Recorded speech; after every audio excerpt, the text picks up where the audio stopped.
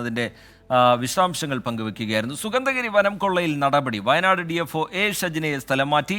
ഗുരുതര കൃത്യവിലോപം ഉണ്ടായി എന്ന് ചൂണ്ടിക്കാട്ടിക്കൊണ്ടാണ് നടപടി. DFO A ഷജിനയുടെ ഭാഗത്തു നിന്ന് ഗുരുതര കൃത്യവിലോപമുണ്ടായി എന്ന വിലയിരുത്തലോടെയാണ് സ്ഥലം മാറ്റം. കാസർഗോഡ് സോഷ്യൽ ഫോറസ്ട്രി അസിസ്റ്റന്റ് കൺസർവേറ്ററായാണ് പുതിയ ചുമതല. പകരം ചുമതല ഒലവക്കോട് അസിസ്റ്റന്റ് കൺസർവേറ്റർ B ശ്രീജിത്തിന് നൽകി.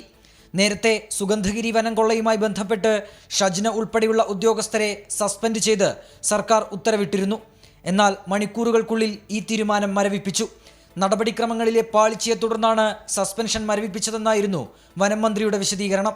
20ഓളം മരങ്ങൾ മുറിക്കാനുള്ള അനുമതിയിൽ 107 മരങ്ങളാണ് മുറിച്ചു കടത്തിയത്. അനധികൃത മരമുറി യഥാസമയം കണ്ടെത്താത്തതും വളരെ വൈകി കേസുകൾ രജിസ്റ്റർ ചെയ്തതും ജാഗ്രതയോടെ കേസ് അന്വേഷിക്കാത്തതും അനധികൃതമായി മരങ്ങൾ മുറിച്ചു കടത്താൻ ഇടയാക്കിയെന്നായിരുന്നു വിജിലൻസ് വിഭാഗം പ്രത്യേക അന്വേഷണ സംഘത്തിന്റെ കണ്ടെത്തൽ. 24 കോഴിക്കോട്.